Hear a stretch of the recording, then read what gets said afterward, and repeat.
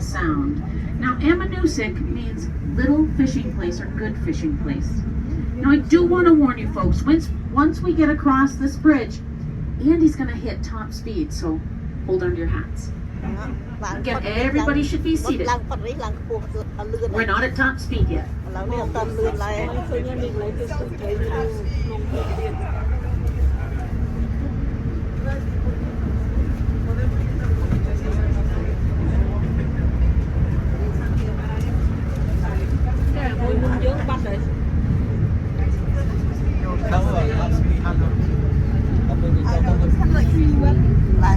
Mount Washington ជាងតែភ្លើងឡើងភ្នំទៅមើលភ្នំនៅ Mount Washington នៅ New Hampshire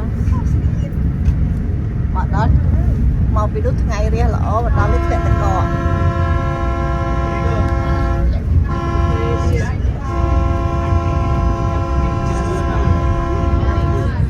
And that was Andy letting everybody know that we have cleared the base station and reached our top speed of 5 miles an hour. That's why it takes 45 minutes to go 3 miles. So at this point in time, if you would like to get up and move around, feel free. You may come right to the door. Do not come out on the platform. And please steer clear of those back gauges, door, windows, levers, buttons. All of that is my brakes, and I like them just the way they are, okay? So let's not mess with those. All right, let's talk about Sylvester Marsh.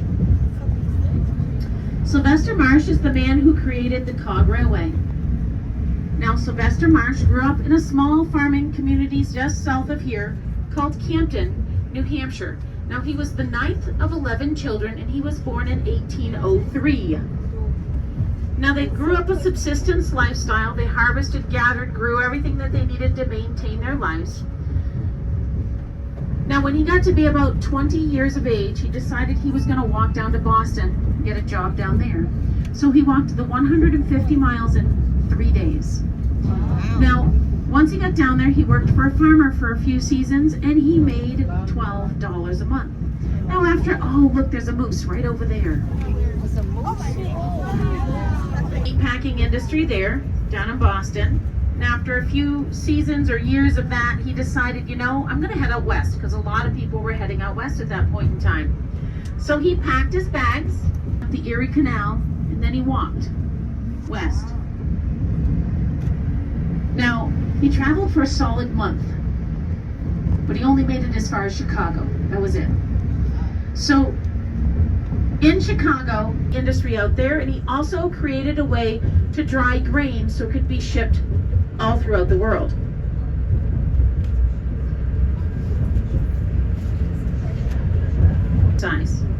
So he decides to grab one of his friends who happens to be a preacher. They're going to come up here and they're going to hike up the bridle path of the horse trail that pretty much goes up Mount Washington where our tracks go today. Can you imagine riding a horse up into these mountains and then across the ridgeline? They used to do that. It's crazy. So anyways, they start hiking up through on Mount Washington, and true to form, the weather changes drastically near the summit. They got all soaked in the fog. They almost froze to death up there, but somehow they found their way into the Tip-Top House. That building was built in 1852. Now, it was built from stones at the summit and made a nice little shelter for people looking to get out of the weather up there. He spent a couple nights inside that building and then came out once the weather had cleared. He probably looked around and said, wow, it's gorgeous up here. I'm wondering how I can get people up here in a less precarious way than what I just went through. So that's when he probably started thinking about the modes of transportation for that era. Well, it's the mid-1800s. You can get around by your own volition, your own feet. We have horses, horse and buggies. We have oxen carts. We have electricity, but they don't know what to do with it. It's so volatile. So they only use it for the telegram and telegraph. They also have steam engines. Those are everywhere. So his first thought was, I'm going to take a steam engine and put it at the top. I'll put one at the bottom, and I'll build a tram up and down this mountain. It was a solid plan, but it's 3 miles. So just the weight of it's metal on metal, so it just slips right on by. The average grade on Mount Washington is a 25% grade, which is quite the conundrum. We're on Cold Springs right now, which is a 25 to 30% grade. So I'm just going to step right inside this door here and stand up straight for you. Show you what that looks like. Okay? So if you decide to get up, walking this way is much harder than walking this way, okay? So make sure you're hanging on to the chairs because with this snow, it's getting pretty slippery in here. Now, in order to make his idea of a train work, he came up with the idea of the rack. If you look down the center of our tracks, you can see our rack. Looks like a bicycle chain because that's what he got the idea from. Now, the sprocket falls into the chain. They're just here to balance us. That's their only job. In order to make sure that this idea was going to work, Sylvester Marsh built a working model. It was about 8 feet long at a 25% grade. Put a small engine on top with the cog inside the rack and it worked fantastically. He got so excited. He created a charter, headed on down to Concord, New Hampshire, presented his idea to the legislature, and they thought he was completely off his rocker. Absolutely nuts. Well, once they got done laughing at him, I'd like to think the conversation might have gone a little something like this.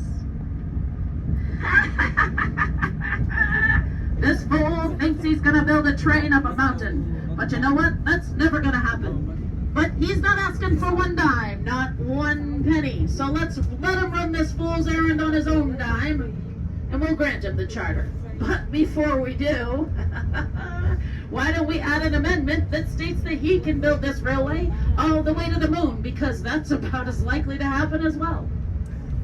So we have the rights to build the railway to the moon, but it keeps moving on us. We have no idea how to get there.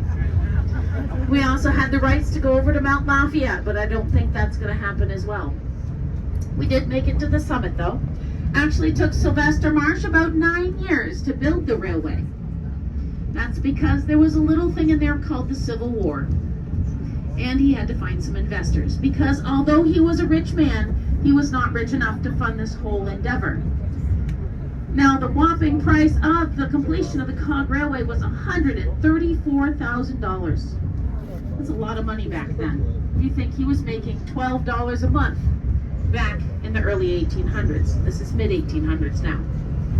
So in order to build the railway, he did find some investors, waited for the Civil War to end, and then in 1866, he commissioned to have an engine built and brought up here to help build the railway.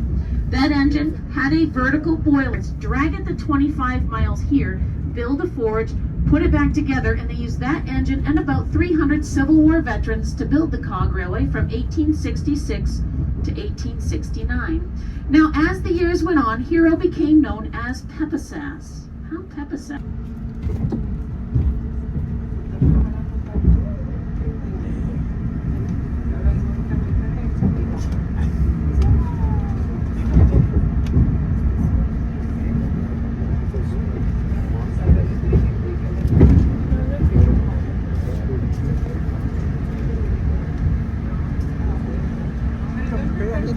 Mới tiền à? Cho từ lâu thì canh như thế là rau tầm muối này.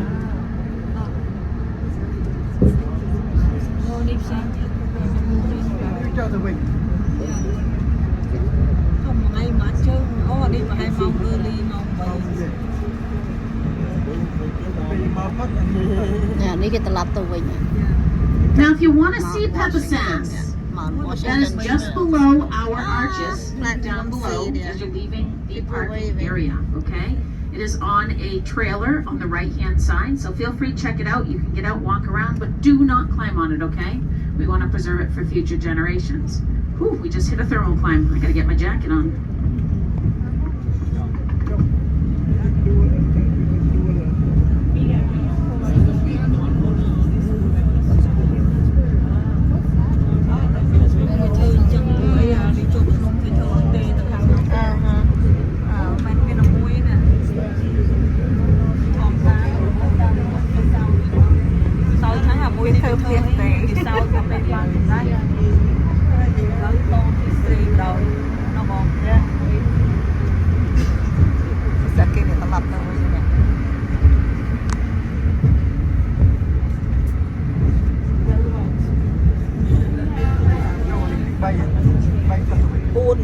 bay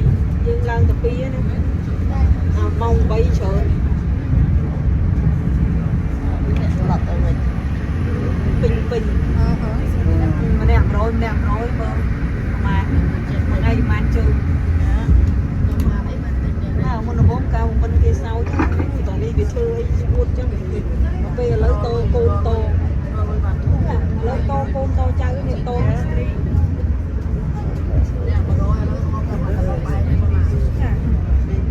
ថ្លៃយូរយារណាស់បាត់ហើយ All right, now Sylvester Marsh wanted to build. Now, that engine had a horizontal boiler, a little bit of a tilt, about 25% to be exact. That was to support the grades that we have here on Mount Washington. Now, those engines, once his patent got approved, were built at the locomotive works down in Manchester, New Hampshire, brought right up here and put online. By then, we had tracks that came all the way to our base station. Those engines were wood-fired engines, but did get converted over to coal in 1910. Because coal is 10 times the burn and 10 times the energy. Those first wood-fired engines took 4 hours to come up the mountain. 4, just to go up. Then they still had to come back down.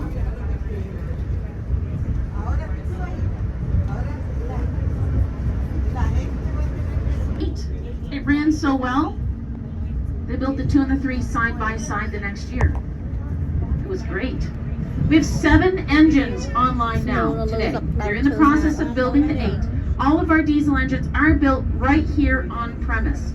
They have a 600 horsepower John Deere marine diesel engine inside. Marine diesel because it's used to the pitches and grades of the ocean. So that helps up here.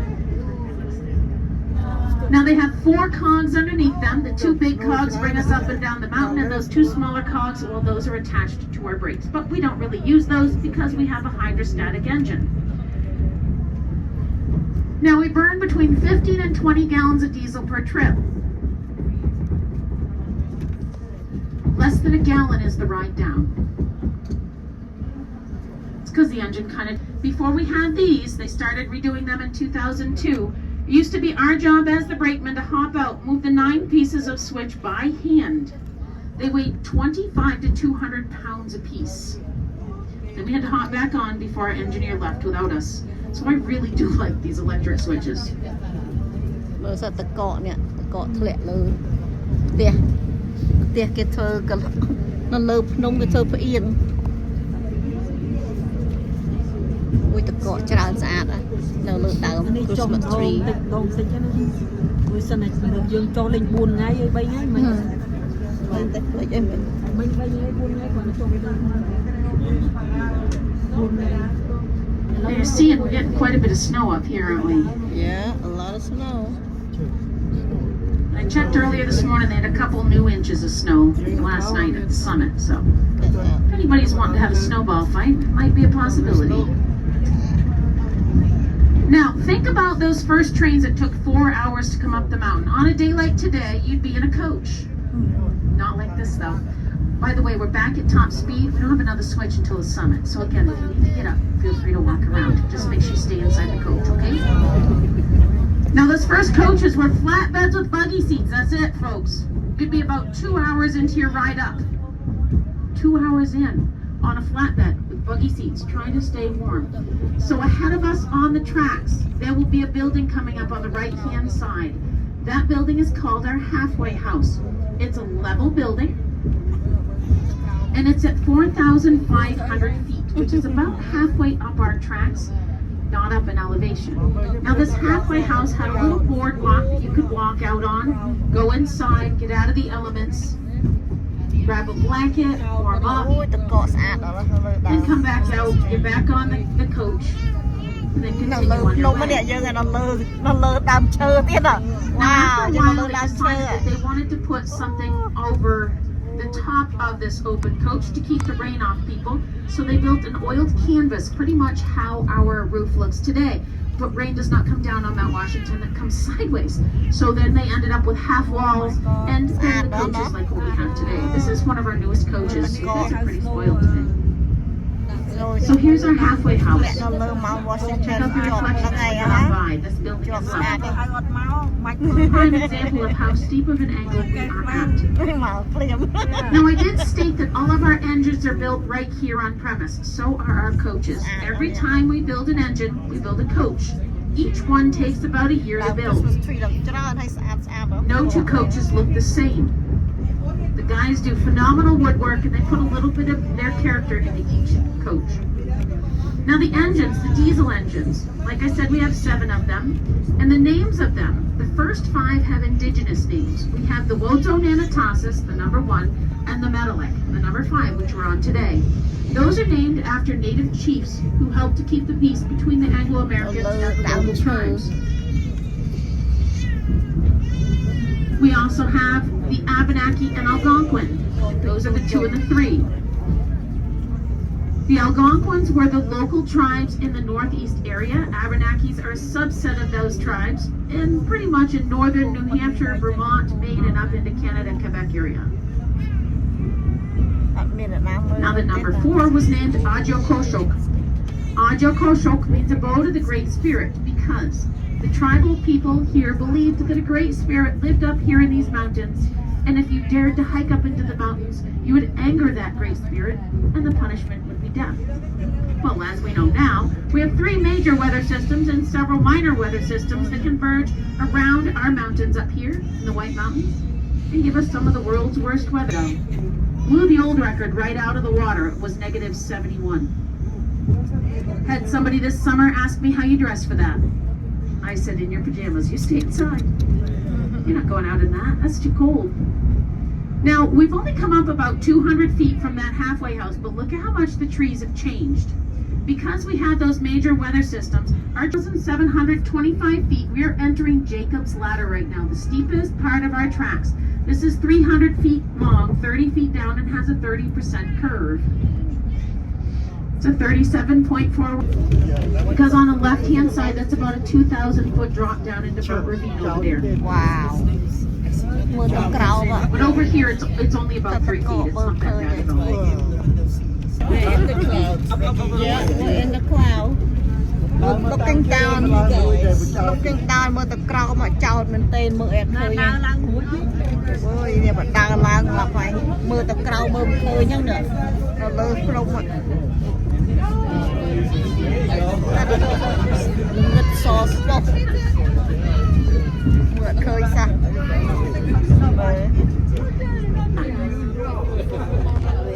Shine in the sunshine is why it's called White Mountain. Now we won't go to the summit in the summer if we have hurricane force winds. What is hurricane force winds, Erica? Glad you asked. Well, 70 miles an hour sustained winds or more. And we know when our winds are getting too high and where, because you can see this weather station out here on the right hand side. It's kind of iced up right now. That's at about 5,000 feet. Mount Washington Observatory actually has a place you can go to check the weather. That's what I read it from. Now you're also noticing on each side of the tracks, it looks like there's piles of snow out there. Well, that's actually rocks that are covered in snow. That's a hiking trail right there, folks. Can you imagine trying to follow that today? Yeah, those piles of rocks are called cairns, C-A-I-R-N. Cairn literally means pile of rocks. They've saved my bacon a few times. Now this is skyline. This is as high as we go if the winds are blowing at 70 miles an hour sustained wind or more. Well, about 3 Sundays ago, we had 68 mile an hour winds with gusts up to 91. We went to the summit, baby. Yeah, boy, was it cold. I got pelted with some hail. I got a nice facial out of that. My face was so soft afterwards. It was not enjoyable at the time, but it's amazing what the weather on the left-hand side. If the front of the tracks is 12 o'clock, the summit is at about 1 o'clock. It's just off to my right. The northern presidentials are at about 7 o'clock. They're back that direction. Northern presidential range, I don't think we're going to see it today because we're in the clouds. This happens at least 50% of the time. I'm very excited that I'm not seeing footprints in the snow because we had some people that walked up this direction earlier. I think they turned around and went back down. That's good to see. We took almost 24 hikers off this mountain yesterday on the trains. They thought the summit building would be open and it's not. And they were expecting to take either the vans down or the train. Yeah, we found room for them. We had quite a few hypothermic hikers unprepared.